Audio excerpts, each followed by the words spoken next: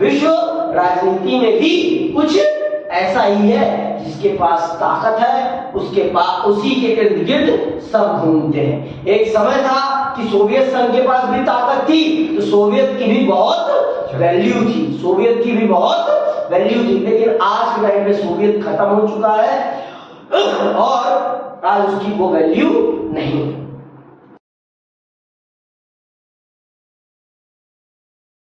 वर्चस्व का प्रकार कौन सा? वर्चस्व सैन्य शक्ति के अर्थ में, सैन्य शक्ति के अर्थ में सबसे पहले हम समझेंगे सैन्य शक्ति के अर्थ में वर्चस्व। सैन्य शक्ति के अर्थ में वर्चस्व क्या होता है, इसका क्या अर्थ है, और अमेरिका ने ये सैन्य शक्ति वाला वर्चस्व किस प्रकार से कायम किया हुआ है विश्व पर, किस प्रकार से कायम किया हुआ है विश्व पर, ये हम चल रहे हैं समझने, ये हम चल रहे हैं विस्तार से समझने। चलिए प्रारंभ करते हैं और जानते हैं अमेरिका के सैनिक वर्चस्व के संबंध में। हेगेमनी, हेगेमनी शब्द की जड़ें प्राचीन यूनान में, ये जो हेगेमनी शब्द है इस शब्द का उद्भव कहां से हुआ है? यूनान से हुआ है। आपने सेल्यूकस निकेटस, आपने उनका सिकंदर का नाम सुना है? अलेक्जेंडर।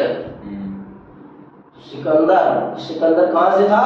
सिकंदर यूनान से था, यूनान का राजा था, ठीक है। पूरी दुनिया को जीता था भारत के अलावा, पूरी दुनिया को जीता था ना।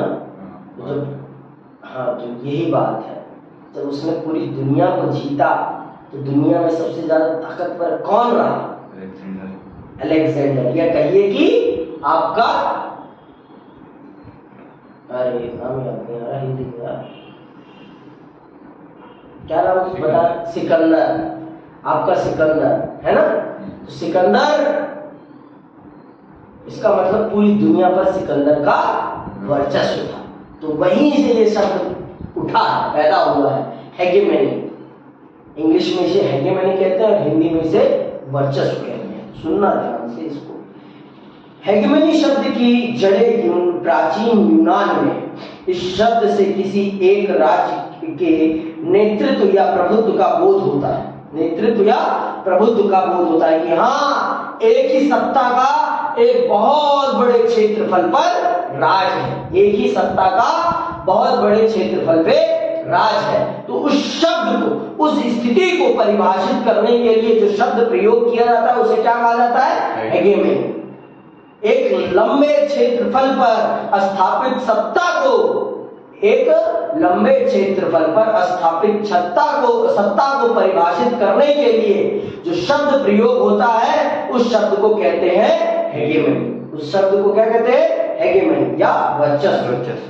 मूलतः इस शब्द का प्रयोग प्राचीन यूनान के अन्य नगर राज्यों की तुलना में एथिस की प्रबलता को इंगित करने के लिए किया जाता था। इस प्रकार हेगेमनी के पहले अर्थ का संबंध राज्यों के बीच सैन्य क्षमता की बुनावट और तौल से है। हेगेमनी से ध्वनित सैन्य प्रबल्य का यही अर्थ आज विश्व राजनीति में अमेरिका की हैसियत को बताने में इस्तेमाल होता है। जो एक समय में हेगेमनी शब्द का प्रयोग एथिस की सैन्य ताकत को बताने के लिए प्रयोग किया जाता था, आज उसी शब्द का प्रयोग अमेरिका की ताकत को परिभाषित करने के लिए प्रयोग किया जाता है। कुछ आज वैसी ही सैन्य ताकत अमेरिका की भी है जो एक समय प्राचीन यूनान में एथिस की थी, प्राचीन यूनान में एथिस की थी। वही ताकत आज विश्व राजनीति में अमेरिका की है, विश्व पटल पर अमेरिका की है। अमेरिका की सैन्य ताकत का कोई तोड़ नहीं है, कोई तोड़ नहीं है। जिस प्रकार की आधुनिक तकनीक अमेरिका की सेना के पास है, उतनी आधुनिक तकनीक, उतनी अच्छी गुणवत्ता की चीजें दुनिया में किसी भी देश की सेना के पास नहीं है। किसी भी देश की सेना के पास, मैं क्या कह रहा हूं, किसी भी देश की सेना के पास उतने आधुनिक, अत्याधुनिक और गुणवत्तापूर्ण हथियार या सुविधाएं नहीं है जितनी अत्याधुनिक सुविधाएं और हथियार, वस्त्र, सुविधाएं अमेरिका की सेना के पास हैं। समझ नहीं बात? आगे सुनो। तो जो स्थिति एक समय में प्राचीन यूनान की थी विश्व में, वही स्थिति आज के समय में अमेरिका की थी। हेगेमनी से ध्वनित सैन्य प्रबल लेखा, यही अर्थ आज विश्व राजनीति में अमेरिका की हैसियत को बताने में इस्तेमाल होता है। क्या आपको आयशा की याद है? याद है आप सभी को आयशा? है जतिन, याद है? जिसका सपना क्या था? डॉक्टर बनने का। लेकिन वो एक ठिकाने में थी और सेना आई, उसके ठिकानों पर बमबारी करके चली गई, जिसमें उसका पांव टूट जाता है, जिसमें उसका पांव चला जाता है। याद आ गई? चलो बढ़िया। आयशा की याद है जिसकी एक टांग अमेरिकी हमले में जाती रही। यही है वह सैन्य वर्चस्व जिसने उसकी आत्मा को तो नहीं लेकिन उसके शरीर को जरूर पंगु बना दिया। उसकी आत्मा को, उसके दृढ़ संकल्प को तो पंगु नहीं बना पाया ये, लेकिन उसके शरीर को जरूर पंगु बना। इस वर्चस्व ने कि अमेरिका दुनिया के किसी भी देश पे जाकर हमला कर सकता है और उसको इस चीज की जवाबदेही भी देने की कोई जरूरत नहीं। कोई उससे सवाल ही नहीं पूछ पाता। क्यों नहीं पूछ पाता?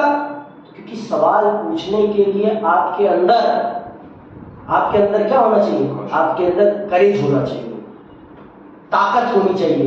सवाल पूछने के लिए ताकत चाहिए, करेज चाहिए, जो आज की स्थिति में हमारे देश में भी बनी पड़ी है। आज हमारे देश का जो मेन स्ट्रीम मीडिया है वो सत्ता से सवाल ना करके विपक्ष से सवाल करता है कि आप सत्ता पे सवाल कैसे कर रहे हैं। आप सत्ता पे सवाल कर रहे हैं तो इसका मतलब आप गलत कर रहे हैं। अरे भाई, विपक्ष का काम है सत्ता से सवाल करना, और सत्ता से सवाल करने का मतलब ये नहीं होता कि कोई देशद्रोही हो जाए। और हमारे देश में तो उल्टा चल रहा है कि सत्ता से सवाल करोगे तो आप देशद्रोही हो, भाजपा से सवाल करोगे तो आप देशद्रोही हो। तो किस बात का लोकतंत्र? जिस लोकतंत्र में सवाल पूछने की आजादी नहीं, वो किस बात का लोकतंत्र? मैं ये जानना चाहता हूं, किस बात के लिए हमने इतनी बड़ी संसद बनाई है? नहीं, जब सवाल पूछने का अधिकार नहीं, जब सवाल पूछने पर मुझे देशद्रोही कह दिया जा रहा है, तो फिर क्या मतलब है इतनी बड़ी संसद का? यही बात अमेरिका के मामले में भी है। अमेरिका से कोई सवाल नहीं कर सकता, लेकिन लोकतंत्र की पैरवी अमेरिका जरूर करता है। वो कहता है मानव अधिकार सबसे पहले है, लेकिन सिर्फ उसके देश के नागरिकों के लिए। उसे दूसरे देश के नागरिकों से कोई मतलब नहीं। वो जाएगा दूसरे देश के नागरिकों की टांग तोड़ देगा बेवजह, कोई दुनिया उससे सवाल नहीं पूछ पाएगी। उनको पता तक नहीं चलेगा। सच है, कोई सवाल नहीं करता। सिर्फ क्यों? क्योंकि अमेरिका के सामने बोलने के लिए किसी के अंदर उतना करेज नहीं है।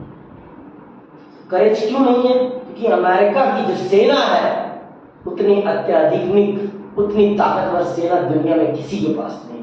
उतना ज्यादा आर्थिक प्रबुद्धता किसी के पास नहीं है।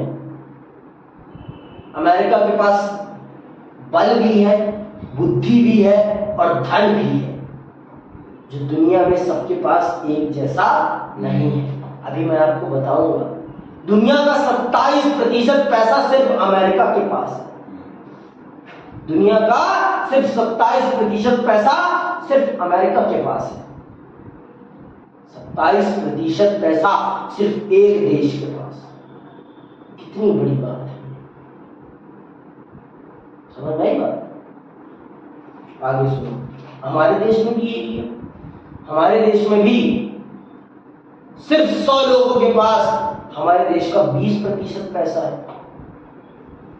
सिर्फ 100 लोगों के पास हमारे देश का 20% पैसा है।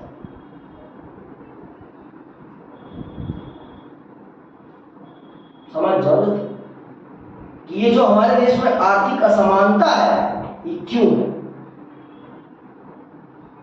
यही बात समझ। आगे सुनो, कहां आ गए थे? अमेरिका की मौजूदा दूसरे में अमेरिका की मौजूदा ताकत की रीढ़ उसकी बढ़ी चढ़ी सैन्य शक्ति है। आज अमेरिका की सैन्य शक्ति अपने आप में अनूठी है और बाकी देशों की तुलना में बेजोड़ अनूठी, इस अर्थ में कि आज अमेरिका अपनी सैन्य क्षमता के बूते पूरी दुनिया में कहीं भी निशाना साध सकता है। कहीं भी, किसी भी देश पर, कहीं भी और किसी भी देश पर इतना सटीक कि कोई कहने की बात नहीं। जैसे अर्जुन ने ना मछली की आंख में तीर मारी थी, सेम वैसे ही वाला, सेम वैसे ही वाला, इतना सटीक निशाना कर सकता है। जिसको चाहे उसके घर से उठा सकता है, क्योंकि पूरी दुनिया का डाटा उसके पास है। आज के टाइम पर हर व्यक्ति व्हाट्सएप पर है और हर व्यक्ति फेसबुक या इंस्टाग्राम पर है ही है, स्नैपचैट पर है। तो उसके पास दुनिया के 70% लोगों का डाटा है, 70% लोगों जो फेसबुक इंस्टाग्राम यूज कर रहे हैं, जो व्हाट्सएप यूज कर रहे हैं। व्हाट्सएप तो आज के समय में बूढ़े से बूढ़े व्यक्ति भी यूज कर रहे हैं, जिनके पास स्मार्टफोन है। समझ में बात? और अपनी डीपी लगाने का तो सबको शौक है, डीपी तो लगनी चाहिए। तो हर व्यक्ति की पहचान उसके पास उपलब्ध है, हर व्यक्ति की पहचान आज के समय में उसके पास उपलब्ध है, ये बात आप जानो। तो ये है सेना, अमेरिका की सेना की ताकत। आगे सुनो। अनूठी इस अर्थ में कि आज अमेरिका अपनी सैन्य क्षमता के बूते पूरी दुनिया में कहीं भी निशाना साध सकता है। एकदम सही समय में अचूक और घातक वार करने की क्षमता है उसके पास। अपनी सेना को युद्ध भूमि से अधिकतम दूरी पर सुरक्षित रखकर वह अपने दुश्मन को उसके घर में ही पंगु बना सकता है। अपनी सेना को खरोच तक न आने देने से, एक खरोच बिना आए भी वो दुश्मन की सेना को बर्बाद कर सकता है। इतने अत्याधुनिक हथियार है उसके पास, इतने ज्यादा हाई टेक्नोलॉजी वाले उसके पास वेपन्स हैं कि अपनी सेना को युद्ध भूमि से कोसों दूर रखते हुए अपनी सेना को एक खरोच आए बिना भी वो दुश्मन की सेना को उसके घर में ही पंगु बना सकता है। अब बताओ कौन लेगा अमेरिका से पंगा लेने का खतरा? कौन लेगा बताओ? कोई भी। किसी की हिम्मत है? किसी की हिम्मत पड़ेगी नहीं। अब बात समझ में आ रही है कि कितना महत्वपूर्ण चैप्टर है और हमारी सरकार ने कितने बेदर्दी से इसे हटा दिया, पता नहीं किस लिए। सीबीएसई को पता नहीं क्यों बार हमारे आर्ट स्ट्रीम के बच्चों से ही दिक्कत हो रही है कि वो उनका सिलेबस बहुत ज्यादा हो गया, उनके ऊपर बहुत बर्डन पड़ रहा है। अरे बच्चा जितना पढ़ेगा उतना आगे बढ़ेगा। पढ़ना अच्छी चीज है, इंटरनेट से दूर करो बच्चों को, पढ़ाई से नहीं। पढ़ाई से दूर करने से कोई फायदा नहीं है। समझ नहीं बात? विद्या एक ऐसा धन है जो कभी किसी के लिए भी नुकसानदायक नहीं होता। विद्या एक ऐसा धन है। हमारे देश में तो उल्टा, आज उल्टी नैया बह रही है। एंटरटेनमेंट खूब करो, विद्या जाए पानी में, विद्या जाए पानी में। मनोरंजन ही जीवन का असली सच बन गया है। समझ नहीं बात? तो ये होगा तो देश आगे नहीं बढ़ेगा, देश अमेरिका को टक्कर नहीं दे पाएगा। अमेरिका को टक्कर देने के लिए हमें अपने बच्चों को खूब पढ़ाना पड़ेगा, जिससे कि वो नई नई चीजों की रचना कर सके। और पढ़ाई ऐसी कि उनके अंदर सोचने की क्षमता पैदा हो। वो पढ़ाई नहीं जिसमें वो रट्टू तोता बने, पढ़ाई वो वाली जिसमें उनके अंदर सोचने की क्षमता पैदा हो। और सोचने की क्षमता तभी पैदा होगी जब बच्चा अपनी मातृभाषा में पढ़ेगा। तब वो रटेगा नहीं, तब वो सोचेगा कि ये चीज कैसे हो रही है, कैसे नहीं हो रही। अब आपको पता चल रहा है ना अमेरिका के ताकतवर होने के पीछे क्या कारण है। अभी मैं आपको सैन्य ताकत समझा रहा हूं, और इस सैन्य ताकत के पीछे कौन सी ताकत है? आर्थिक ताकत है। बिना पैसे के तो आप इतनी रिसर्च, इतने नई नई टेक्नोलॉजी तो बना ही नहीं पाओगे ना। क्योंकि कुछ भी नया बनाने के लिए आपको एक्सपेरिमेंट करना पड़ेगा, और एक्सपेरिमेंट फेल भी होते हैं, पास भी होते हैं। फेल हुआ तो अब आपको डिमोटिवेशन आएगा, फिर आप कोशिश करोगे, फिर आप कोशिश करोगे। समझ में बात? थॉमस एल्वा एडिसन का नाम सुना है? साइंटिस्ट है। उन्होंने किस चीज का आविष्कार किया? बल्ब। बल्ब बना, तो उन्होंने बल्ब बनाने के लिए कितने उन्हें फेल होना पड़ा है पता है? बल्ब बनाने के लिए उन्हें कितनी बार फेल होना पड़ा है? 100 बार। 100 बार फेल हुआ है वो व्यक्ति। देखो सटीक तो मुझे भी नहीं पता, 100 बार की, 80 बार की, 50 बार, लेकिन फेल हुआ है तभी वो सक्सेस पाया है। फेलियर अनसक्सेस नहीं है। फेलियर वो रास्ता है जो आपको बताता है कि इस रास्ते पे जाओगे सक्सेस नहीं मिलेगी, इस रास्ते से चलो, हो सकता है सक्सेस मिल जाए, हो सकता है। आपके अंदर संभावना पैदा करता है कि आप आगे बढ़ें। आगे बढ़ने के लिए आपको इंकरेज करता है। असफलता सफलता के लिए वो रास्ता पैदा करता है। तो असफलता से घबराना कभी नहीं है। असफलता आपको सफलता तक ले जाएगी, बस आपके अंदर चलने की क्षमता होनी चाहिए। आप रुके नहीं बस असफलता को देखकर। असफलता को देखकर रुकना नहीं है। अब एक बात बताओ, कांग्रेस 1 इलेक्शन, 2 इलेक्शन, 3 इलेक्शन हार गई तो उसने चुनाव लड़ना छोड़ दिया? चुनाव लड़ना छोड़ दिया? नहीं ना, चुनाव तो वो लड़ रहे हैं। राहुल गांधी अभी भी प्रयास कर रहे हैं कि मैं प्रधानमंत्री बनूंगा। ऐसा तो नहीं है कि वो प्रयास करना उन्होंने बंद कर दिया, नहीं ना? समझ में आई बात? आई बात समझ में कि सफलता, प्रयास ही सफलता की गारंटी है। बैठ जाना सफलता की गारंटी नहीं है।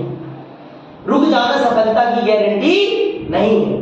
चलते रहना सफलता की गारंटी है। समझ में आई बात? आगे सुनो और समझो। तो अब आपको अमेरिका की शक्ति का पता चल गया। अमेरिका किसी भी देश को उसके घर में ही पंगु बना सकता है। अपनी सेना को तनिक भी चोट पहुंचाए बिना वो दुश्मन की सेना को बर्बाद कर सकता है। इतनी शक्ति है उसके पास। आगे सुनो। अमेरिकी सैन्य शक्ति का यह अनूठापन अपनी जगह, लेकिन इससे भी ज्यादा विस्मयकारी तथ्य यह है कि आज कोई भी देश अमेरिकी सैन्य शक्ति की तुलना में उसके पसांग के बराबर भी नहीं है। उसके आसपास भी नहीं टिकते, उसके आसपास भी नहीं टिकते। समझ में बात? जितनी ज्यादा बड़ी ताकत अमेरिकी सेना है, उतनी बड़ी ताकत दुनिया में किसी भी देश की सेना है। किसी भी देश की सेना है। समझ में बात? पाकिस्तान के लोगों से पूछो कि उनकी सेना क्या दुनिया में सबसे ताकतवर? हाँ बोलेंगे, हाँ हमारी सेना सबसे ज्यादा ताकतवर है। क्यों? क्योंकि वहां पढ़ाया नहीं जाता ना, उन्हें पढ़ाया ही नहीं जाता कि आप बच्चे हो अभी। अमेरिका जब चाहे आपको बर्बाद कर जाएगा, जितना अभी बर्बाद किया उससे भी ज्यादा बर्बाद कर जाएगा। समझो इस बात को। यथार्थ से परिचय करना बहुत जरूरी है। अपनी खूबियां जानने से ज्यादा अपनी खामियां जानना बहुत जरूरी है आगे बढ़ने के लिए। अगर आप अपनी खामियां नहीं जानेंगे ना तो आप आगे नहीं बढ़ सकते। खामियां जानोगे, खामियों को दूर करोगे, तभी आगे बढ़ोगे। खामियों के साथ कोई आगे नहीं बढ़ सकता कि आप बस अपनी अच्छाइयां जान ले आप आगे बढ़ रहे हैं, कभी नहीं। खामियां जानो, खामियों पर काम करो, खामियों को दूर करो और आगे बढ़ो। इस चीज का सबसे विकट उदाहरण, सबसे अच्छा उदाहरण अमेरिका है। सबसे अच्छा उदाहरण, सबसे अच्छा उदाहरण। अमेरिका ने अपनी खामियां, अमेरिका एक ऐसा देश है जो अपनी खामियां ढूंढने के लिए भी लोगों को पैसा देता है। अमेरिका की कंपनियां गूगल, फेसबुक अपनी खामियां निकलवाने के लिए भी लोगों को पैसा देती हैं, जिससे कि उन्हें अपनी गलतियों का पता चल सके और वो उसे सुधार के और अच्छा बना सके। समझ में आई बात? आगे सुनो। अमेरिकी सैन्य अमेरिका से नीचे के कुल 12 कुल 12 ताकतवर देश एक साथ मिलकर अपनी सैन्य क्षमता के लिए जितना खर्च करते हैं उससे कहीं ज्यादा अपनी सैन्य क्षमता के लिए अकेले अमेरिका करता है। अमेरिका के नीचे के जो 12 देश हैं वो जितना कुल खर्च करते हैं उन सभी का जोड़ जितना होता है अपनी सेना पे खर्च का, उससे कहीं ज्यादा अकेले अमेरिका अपनी देश की सेना पर खर्च करता है। तो अब बताओ ताकतवर सेना किसकी होगी? अमेरिका की। स्वाभाविक है, किसकी होगी? अमेरिका की। आई बात समझ?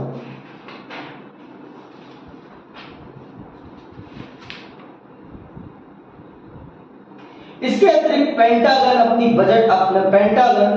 बजट का एक बड़ा हिस्सा रक्षा अनुसंधान और विकास के मद में अर्थात प्रौद्योगिकी पर खर्च करता है। इस प्रकार अमेरिका के सैन्य प्रभुत्व का आधार सिर्फ उच्च सैन्य व्यय नहीं बल्कि उसकी गुणात्मक बढ़त भी है। अमेरिका आज सैन्य प्रौद्योगिकी के मामले में इतना आगे है कि किसी और देश के लिए इस मामले में उसकी बराबरी कर पाना संभव नहीं है। समझना क्यों? जितना वो सैन्य रिसर्च पर खर्च करता है ना उतना दुनिया का कोई देश नहीं खर्च करता। अब भाई जब आपके देश में रिसर्च पर खर्च ही नहीं होगा, अनुसंधान पर खर्च ही नहीं होगा तो आप कैसे नए नए वेपन्स बनाओगे? नए वेपन्स बनाने के लिए रिसर्च पर खर्च होना भी जरूरी है, लेकिन हमारे देश में ये होता नहीं है। हमारे देश में होता है किस पर खर्च? हमारे देश में होता है हथियार खरीदने पर खर्च। हमारे देश में हथियार बनाने पर खर्च नहीं होता। हम हथियार बनाने पे खर्च कम करते हैं, हथियार खरीदने पे ज्यादा खर्च करते हैं। हमें स्कूल कॉलेज बनाने में ज्यादा इंटरेस्ट नहीं है, हमें बच्चों को बाहर पढ़ाने में इंटरेस्ट ज्यादा है। हमें लगता है कि हमारे बच्चे बाहर पढ़ेंगे तो ज्यादा अच्छा पढ़ेंगे।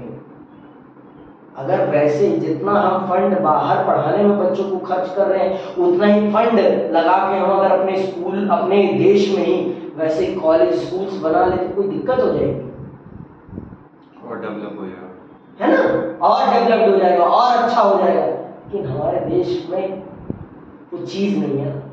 हमारे देश में लोग चाहते हैं कि दुनिया में हमारे देश में आर्थिक भेदभाव बना रहे, गरीब और अमीर में अंतर दिखाई पड़ना चाहिए कि मैं अमीर हूं, मैं गरीब हूं। एक रील भी देखी होगी आप सबने इंस्टाग्राम पे कि एक व्यक्ति बुलेट पे रहता है और कहता है कि गरीबों और हमें फर्क तभी दिखेगा ना जब उनकी बुलेट साइड लगेगी और हमारी बुलेट चलेगी।